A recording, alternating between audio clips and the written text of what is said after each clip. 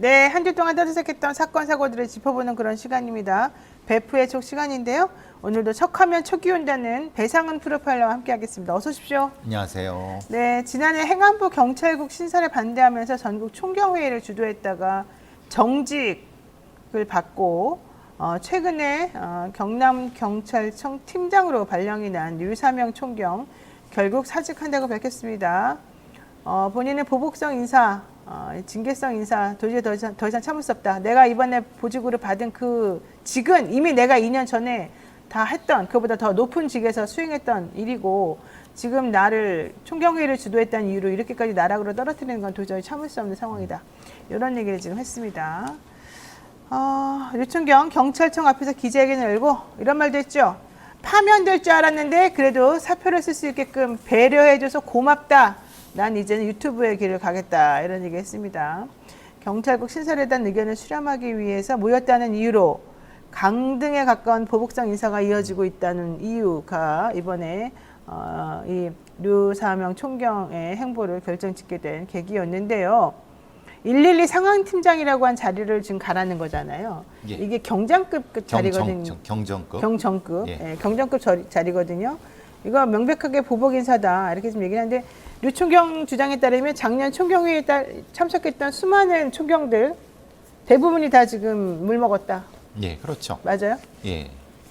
사실 경찰은 계급 조직이기 때문에 그리고 총경이라고 하는 건 보통 이제 관서장이라고 합니다. 서장.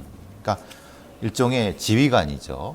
근데 그 지휘관 했던 사람을 그 밑에 자기가 이미 몇 년 전에 했던 일로 돌린다고 하는 건 경찰들은 압니다. 뭐라고 하냐면 이거는 나가란 소리입니다. 보통은 어떻게 했냐면 미운 사람이 있으면은 내보낼 사람이 있으면 그 사람 밑에 있던 사람 밑으로 보냅니다. 진짜요? 예, 그럽니다. 그런 경우는 세상에. 그러니까 허다하게 발생하기 때문에 그러면 그게 그러니까 뭐 그런 인사가 발표되면 대략 얘기를 해줍니다. 그러면은 알았다고 내가 요번에 사표 내겠다고 이런 식이죠. 근데 이 경우는 그 상황도 아니고 그냥 정기 인사 때 올려버렸는데 미리 통보해 준 것도 아니고 그런 상태에 결국은 어떻게 자기가 그 자리에 있었던 거잖아요. 그럼 네. 지금에는 자신의 부하가 있는 거예요. 그러네. 그 자신의 부하랑 같이 일하거나 자신의 부하 밑에 일하라는 것은 그건 모욕 중에 이런 모욕은 없죠. 그러니까 그렇죠. 이 사람은 사실 경찰청장보다 기수가 높아요. 그러니까 이제 민감령청장이 경찰 전 4기고 이 지금 윤희근이 7기거든요. 네. 이 사람이 4기입니다. 네. 그러니까 이제 7기구나. 아까 2기가 아니라. 그러니까 이제 3년이나 선배인 사람을 근데 문제는 이거예요. 지금 윤희근이 보입니까? 어디 있습니까? 그러니까 말하자면 만약에 뭐라고 했다고 하면은 본인이 뭐에 대한 입장을 하거나 그런 게 아니라 윤희근은 사라지고 지금 그러니까 이제 유삼영 총경도 지금 이 상황은 네. 윗선에서 무엇인가를 했을 것이다라고 주장하는 이유도 그런 거고요. 네. 전체적으로 보시면 당시에 이제 총경에 참석했던 이은혜 총경과 황정인 총경 같은 사람도 이 사람들은 더 처참합니다.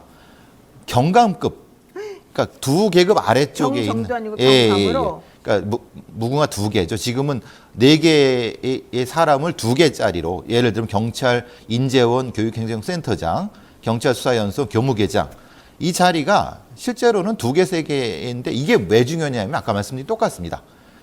자기 부하였던 사람들과 같이 일을 하라는 거예요. 아니면 그 밑에 가라는 거니까 사실 이건 일반 직장에서도 이런 어떤 시그널은 나가란 소리 아니겠습니까? 네. 그렇죠. 부장으로 근무했던 사람에게 대리급 직위를 똑같습니다. 그런 겁니다. 일을 맡기면서 예. 면벽 수행해라. 이거랑 똑같은 거네요. 똑같은 거죠. 현실적으로. 그리고 자, 말씀하세요. 이런 식의 너무 치졸하지 않습니까? 이게 이렇게 치졸한 거는 총경회의 참석했다는 건 망가지고 이럴 수가 있는 겁니까? 근데 이것이 왜 그런지에 대한 인사 발표는 하지 않습니다. 그냥 인사 발표를 할 뿐이고 그렇기 때문에 이건 뭐 의도를 추측할 수밖에 없죠. 어떤 근거에 의해서 이런 인사가 나왔는지를 얘기하지 않으니까. 네. 112 상황팀장은 올해 총경 복수 직급제가 시행되면서 총경으로 승진한 경찰관이 발령되는 자리인데 지금 이 류사명 총경은 민감용 전 경찰청장과 경찰대 동기이고 그렇죠. 예. 윤희근 청장의 3기수 선배란 말이에요. 예, 예, 그렇죠. 근데 지금 이 사람을 총경으로 가 승진한 경찰관하고 같은 직급으로 내려보낸 것은 정말 능멸이네요, 능멸. 그렇죠. 능멸이죠. 이게 유사명 총경은 경찰서장도 여러 번 한 사람입니다. 그렇죠. 근데 그 사람은 이제 말이 안 되는 거죠. 예. 야, 이렇게 되면 근데 이게 그냥 단순히 류사명 혼자의 반발로 끝나는 건 아닐 것 같은데. 그렇죠. 뭔가 어떻게 생각할까요? 시그널을 준 거죠. 더 소위 말하는 개기지 마라. 개기면 똑같은 꼴 당한다라고 하는 거고 명확한 시그널을 준 거고 그 시그널이 경찰대 출신한테 나온 것이 아니라 경찰국, 뭐 행안부 아니면 대통령실에서 나온 거라는 게 명확히 나오는 거죠. 그러니까 류총경이 인터뷰에서 이런 말 했어요.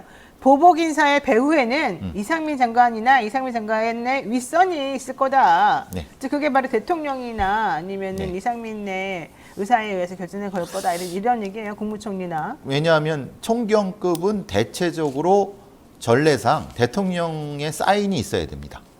물론 이제 그게 경찰청장이 한다고 하지만은 실제는 경찰청장이 힘을 못 갖습니다. 그거는 뭐 뻔한 얘기고 그러면은 결국은 대통령실에서 무엇인가를 했을 것이라고 하는 것. 그게 유사명 총경이 말하는 거고 그거의 문제점은 유사명 총경이 이제 인터뷰에서 말씀하신 것처럼 네. 인사권자를만을 바라보게 된다. 알아서 검열하게 된다. 국민이 아니라 인사권을 쥔 사람 쪽만 바라보게 된다. 그런 문제다. 이게 그렇게 말씀하신 게 그것 때문입니다. 아니 그러면 류희근 씨는 왜 아무것도 안 합니까? 윤희근 경찰청장이나 돼가지고. 좀 보이지 않지 않습니까? 요번에 공평동 지하차도의 참사 때도 보이지도 않고 네. 그리고 그때 이 사람 아무 책임도 안 지고 아무것도 안 해요? 뭐 술은 잘 드시대요. 네, 술만 좋아하고. 예, 이태원 참사 때 제천에 가서 네. 근데 뭐 국회에서 그렇잖아요. 뭐 술 먹는 게 문제냐? 어. 아니 술 먹는 게 문제가 아니라 대한민국의 4대 보안기관장이 경찰청장이에요. 무력을 사용할 수 있어요. 그 대청장 그때도 말씀드렸지만은 그 사람이 어떤 형태의 지휘 보고도 하지 않고 제천의 어떤 연수원에서 술을 먹고 있었다. 그것도 혼자 아무런 전화를 받지 않은 상태에서 그럼 그 사람이 납치된 건지 북한 어떤 무장 집단에 납치된 건지도 모르는 상태에서 그걸 또 떳떳이 잘났다고 그 소리를 하고 있으니 그때도 그랬고 지금도 보시면 아시겠지만 국무조정실에서 오송 참사에 경찰청 6명의 검찰 수사를 의뢰하는 등 경찰 조직이 위기라서 오히려 경찰 충북청에서는 항명 비슷한 걸 했단 말이에요. 국무총리실의 이 조치에 대해서 우리는 제대로 했다. 그러면 중간에서 중재를 해야 되는 게 누굽니까? 청장이 해야죠. 그렇죠. 안 보이잖아요. 그렇죠. 지금은 국무조정실과 충북청의 경찰이 맞서는 상황인데 이거를 수수방관하는 건지 아니면은 아무것도 안 하잖아요. 그럼 이 사람이 왜 경찰청장에 있습니까? 게다가 오송 참사도 그렇고 국무조정실이 다른 사람들은 다 그냥 신경도 안 쓰면서 경찰관만 잡고 있어요, 말하자면. 그렇죠. 예. 그러면 경찰의 수장으로서 그러지 말아라. 우리가 그렇죠. 지금 일선에 나서가지고 제일 일한 사람이 우리인데 니네가 왜 우리한테 계속 모든 책임을 전가하느냐. 이 상황이 이렇게 된 건 유감이지만 책임을 똑바로 지고 소재를 정확히 밝혀달라. 이렇게 해야 되는 거 아니에요? 그렇죠. 해명이라도 해놓거나 아니면 무엇인가 변명을 하거나 아니면은 뭔가 해야 되는데 이 사람은 자기 분리할 때는 아무런 얼굴도 안 비쳐요. 그 대부분의 그 인터뷰는 그 밑에 직급자들이 하지 않습니까? 이런 사람이 어떻게 대한민국의 경찰청장입니까? 이건 뭐 애들 말로 쪽팔려서 이건 못하는 겁니다. 그런데도 그걸 모르는 거예요. 아니 게다가 법무부가 그 전에 그렇게 힘들게 얻어냈던 경찰의 수사 종결권을 축소시킨다는 그렇죠. 내용의 예. 수사 준칙 개정안을 지금 예고를 했는데, 야 이거는 솔직히 말해가지고 좀 말이 안 맞는 건데요. 한동훈 장관이 어제 신임 검사들을 만난 자리에서 이 수사 준칙에 대해서 언급을 했대요. 읽어드리면 이겁니다. 수사 준칙의 개정으로 검찰 권한 또는 경찰 권한이 확대되느냐가 아니라 국민의 권익이 좋아지느냐 나빠지느냐가 이 이슈의 본질입니다. 국민들은 특히 서민들은 자기 고소 고발 사건이 더 빨리 처리되기를 바라시고 억울함을 풀 수 있게 자기 말을 더 들어주시길 바라는데 이 수사 준칙은 정확하게 그 방향입니다. 근데 그냥 그렇게 빨리 처리하는 걸 원한다면 경찰의 수사 종결권을 갖는 것이 더 빨리 처리하는 거 아니에요? 그러니까요. 근데 왜 한동훈 장관이 이렇게 이상한 말을 하죠? 그러니까 이 사람은 이 사람은 말을 맨날 들어보면 무슨 말인지 못 알아듣겠어요. 이렇게 시작했다 여기로 끝나니까 말을 못 맞추겠어요. 그러니까 말하자면 왜 수사준칙을 개정하게 됐는가에 대한 근본적인 거는 검찰이 너무 막 나갔기 때문에 거기에 대한 어떤 일정 정도의 제어를 해야 된다라고 하는 것이 전체적인 국민의 공감대였어요. 네. 그 과정에서 검경수사권 조정이라는 얘기가 나왔고 법이 개정이 됐고 그렇다고 하면은 그 결과가 실제로는 뭐 이 서민들의 그 이 수사 과정에 시간이 지친다 이런 그럼 정확한 데이터를 가지고 나와서 이러니까 이렇게 된다라고 얘기를 하든가 밑도 끝도 없이 빨리 처리되길 바라고 억울함을 풀어줄 수 있길 바라는데 그러면은 그 억울함을 풀어주는 것이 경찰이 해도 되는 거고 검찰이 해도 되는 거죠. 근데 왜 그러냐에 대한 명확한 근거를 제시해야 되는데 아무런 밑도 끝도 없이 그냥 이렇게 한다는 거예요. 아니 그리고 더 웃긴 게 경찰이 넘긴 사건을 검찰이 직접 보완 수사를 하지 못하기 때문에 사건 처리가 지연된다고 주장을 하는데 사실 그 전에도 검찰이 수사권을 갖고 있을 때에도 자기네가 보고서 보완 수사 맨날 내려보냈잖아요 경찰한테. 그렇죠. 예. 그래서 경찰이 하면 그거 올려보내면 그거 가지고 그때 판단하고 그랬던 그렇죠. 건데 지금 이게 경찰을 내려보내기 때문에 사건 처리가 지연된데 이게 말이 되나요? 자기네가 직접 보완 수사 하지도 않잖아요 원래는. 그렇죠. 자기들이 안 하죠. 그럼 그러니까 뭐예요? 현실이라든가 아니면 구체적인 데이터를 가지지 않고 얘기를 해버리니까 이 사람이 한 말이 도대체 무슨 말인지 헷갈려 버리는 거예요. 그러니까 결국은 문재인 정부의 검경수사 조정을 무력화하려는 거 아니냐라고는 비판이 나오는 거죠. 실제적으로 그럼 이렇게 수사준칙이 변한다 한들 지금 국민들이 가지고 계시는 이 수사의 불편함을 해소할 수 있느냐? 네. 이게 문제죠. 네. 본인 말대로. 근데 네. 지금으로는 그럴 수 있는 상황이 아니잖아요.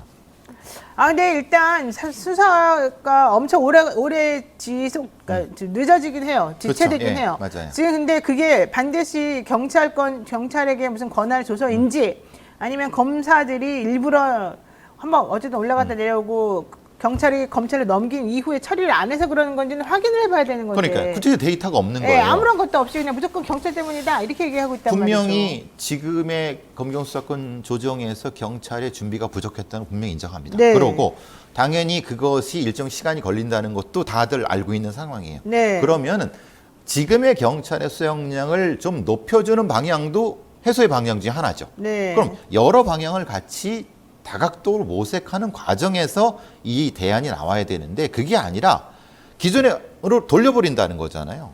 돌려버린다고 뭐 어떤 근거로 그게 맞는다는 거죠? 그러니까요. 이거는 단순히 수사권 뺏기기 싫고 내가 종결권자로서 최종 권한을 갖고 싶다. 이거밖에 사실 안 되는 그래서 건데. 구체적으로는 지금 나오는 게 그겁니다. 그래서 검경수사권 조정이 변하면서 이 검찰 출신 정관들이 일정 정도 가질 수 있는 어떤 것들이 많이 줄어들었다. 그러니까 경찰 출신 정관들이 오히려 더 많이 갔다. 이런 얘기들이 많이 나오고 있는 거죠. 왜냐하면 경찰이 수사 종결권을 가지고 있으니까 뭐 김현장 같은 유명 로펌에서는 오히려 검찰 출신의 정관들을 뭐 상대적으로 경찰 출신 정관들을 많이 하면서 그러니까 이런 것이 문제라고 하면은 그 각각의 단계에서의 어떤 부분들에 대한 보완을 해야 되는 것이 맞는 거지. 아니 사실 그건 맞아요. 3년 정도 지금 시간이 됐는데 그 시간 동안에 경찰 출신 정관들이 엄청 몸값이 비싸졌어요. 그렇죠. 맞습니다. 왜냐하면 검찰 출신 정관을 써봤자 해결되는 게 없기 때문에. 그렇죠. 그러니까 경찰 출신 정관들이 경찰 내에서 서로 사이가 안 좋았다 하더라도 일단은 똘똘 뭉치죠. 자기네들 그렇죠. 이제 돈벌이가 있으니까. 그러면 경찰이 사건을 처리할 때 경찰이 가가지고 나 경찰 누구야 이러면서 좀 잘 봐줘. 이게 이제 또 통하기 시작했다는 거잖아요. 그렇죠. 근데 그전에는 검찰들끼리만 그게 통했었다는 거예요. 그렇죠. 근데 지금 보아하니 검찰 입장에서는 너무 억울하고 속상하고 그건 있을 수 없는 일이죠. 그러니까 네. 다시 이거를 찾아오기 위해서 지금 한동훈 장관이 이렇게 하고 있다는 네, 겁니다. 그런 얘기가 있죠. 그리고 현실적으로도 그 데이터는 이게 그런 게 나니까 그럼 그게 진짜 잘못됐다고 하면은 그거에 대한 보완을 해야 하는 게 맞죠. 그런데 애초에 앞에서부터 다 돌려라고 하는 거는 이거는 아니죠. 요거 하나 여쭤볼게요. 그러면 실제 지금 검찰이 주장하는 내용은 범죄 수사 경찰보다 검찰이 훨씬 잘하니까 우리가 해야 된다는 거거든요. 그 중에 하나 주장은? 그럼 그런 데이터가 있습니까? 더 잘한다는? 우리가 옛날에는 사법시험 합격한 사람들이고 네. 이제 로스쿨도 나온 사람들이다 이거겠죠 뭐. 근데 이제 지금까지 한국의 경찰과 검찰의 수사의 부분을 비교해 봤을 때 그런 데이터는 물론 검사님들도 굉장히 훌륭하시고 잘하신 분이 있어요. 근데 그럼요. 경찰도 만만치 않아요. 근데 그거를 그러면 구체적으로 어떤 케이스에서 얼마만큼 했는지 그 데이터를 내놓으시라는 거예요. 그러니까 한동훈 장관이 진짜 그렇게 주장하고 싶으시면은 네. 그러니까 어떤 특별한 사례만 얘기하는 게 아니라 그 부분까지 얘기하면 오케이 인정. 그러니까 경찰도 인정을 할 거예요. 네. 그런데 그게 아니라 막연한 형태에서의 그런 주장은 실제로 행정하는 사람의 자세가 아닌 거죠.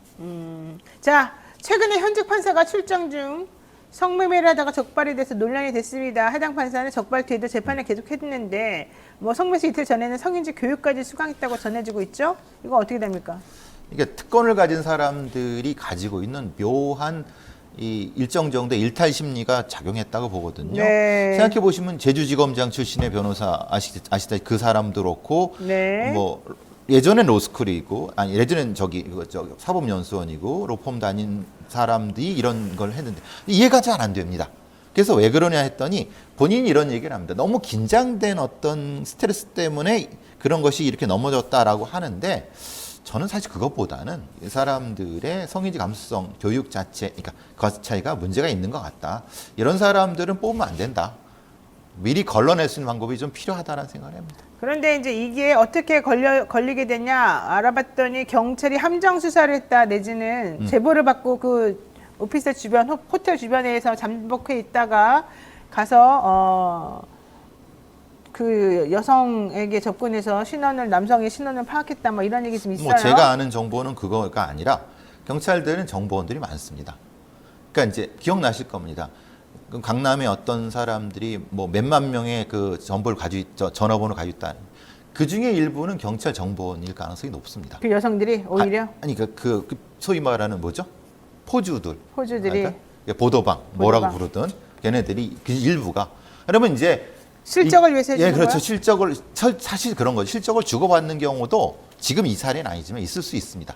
그게 맞다는 얘기가 아니라 이렇게 하는 경우니까 말하자면 딱 봤는데 이게 좀 소위 말하는 이상한데 좀 말한 거면 좀 크지 않습니까? 이 사람의 직업이 그러면 요걸 케이스로 해야 되겠다라고 했을 가능성이 있습니다. 제가 들은 건 2018년에 법관으로 임명이 됐고 울산지방법원에서 재판을 했는데 관련 재판을 꽤 여러 개 했다. 근데 관련 재판을 할 때 태도와 본인이 한 행동이 다르더라. 이제 이게 좀 그러니까 너무 성매매 사범에 대해서는 너무 엄격하게 행동하더니 이 사람 도대체 뭐지라고 하는데 아닙니다. 진짜 그런 경우는 저는 외국의 사례에서도 진짜 이런 사례 많습니다. 맞아요. 예. 근데 저는 사실 또 한편 이런 생각도 해봐요. 요즘 사법부가 검찰이 원하는 방향으로 판결을 안 내려주거나 영장을 발부를 잘 안 해주거나 이제 그동안에 너무 자판기처럼 해주던 거 좀 제동을 걸고 뭔가 좀 사법부 독립적인 행동을 취하려고 하는 부분이 나오니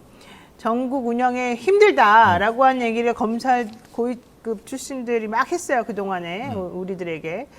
그게 이제 계속 전해지면서 이거 본보기다. 너 조심해라. 너 이런 식으로 우리는 항상 너에 대한 모든 정보를 가지고 있지. 네가 안 걸리는 게 아닌데 계속 까보니 이런 경고성 멘트로 사실은 이 사람을 이번에 타겟팅한 것이다. 뭐 이런 얘기도 있더라고요. 저도 뭐 그런 얘기는 들었죠? 잠깐 들었는데 범정 원래 검찰청의 범정이 그렇게 쓰면 안 되는데 그렇죠. 굉장히 많은 왜냐하면 경찰청에 가지고 있는 범정을 일정 정도 카피한 부분이기 때문에 대략적인 것을 가지고 있는 사찰은 아니라 하더라도 그러니까 그렇게 작용했을 수 있죠. 그러니까 일종의 경고로 실제로는 이렇게 될 수 있습니다. 이 판사가 사실은 지금도 그랬지만은 예전에도 성매매를 했을 수 있습니다. 그럼 그게 기록이 있죠. 근데 그때는 사이가 좋았을 때는 이제 덮어두고 있다가 근데 지금은 쓰는 거죠. 또 나타났네. 그러면 또 나타나면 이 번호는 연락 좀 줘. 라고 요번은 본복 이랬을 가능성은 충분히 있습니다. 아니 그리고 이 사람은 그 여성에게 자신의 신원을 미리 밝혔대요. 판사라고. 말이 돼요? 아니, 근데 말이 안 될 것 같은데 그런 사람들이 있나 봐요. 저도 그런 사례를 듣는 또 얘기를 들었거든요. 왜 이런데요? 나름대로 잘난 척이에요. 그러니까 그렇죠. 굉장히 특권의식을 갖는 거예요. 자기는 뭐 이렇게 걸려도 별거 아니라고 생각하는. 어이가 없네, 어이가 없어. 그러니까 그게 어이가 없는데 현실은 그렇게 나타나니까요. 그리고 사실 생각해 보면 이 사람이 그 이전에도 그게 비슷한 걸 했다고 하면은 안 걸린다는 걸 알잖아요. 그러니까 지금은 어떻게 돼서 걸렸는지 모르겠지만은 그래서 그랬을 수 있다는 거죠. 그러니까 말하는 거 보면은 이게 동네 양아치인지 아니면은 진짜 뭔가 배운 사람인지 말하면 알잖아요. 이 성매매 여성들도. 그러면 뭔가 촉이 오면은 자신의 포주라든가 아니면 보도방한테 분명히 보고를 합니다. 아이고, 이 판사는 특히 포주에 대한 성매매 처벌법 위반 재판도 얼마 전에 했었다는 거예요. 그래서 항소 기각하고 그 말하자면 예. 그 포주. 자, 왜 그랬었는지는 모르겠습니다만 우리들이 의심하는 너 조심해, 경고야. 이건 아니었기만을 그쵸? 바라고요. 어쨌든 내부적 기준과 외부적 기준이 좀 같았으면 좋겠다. 이런 네. 생각을 제가 해봅니다. 네, 오늘 여기까지 해야 될 것 같습니다. 정말 여러 가지 측면에서 기가 막히고 코가 막히는 그런 사건들이 많습니다. 베프님. 예, 오늘 말씀 고맙습니다. 감사합니다.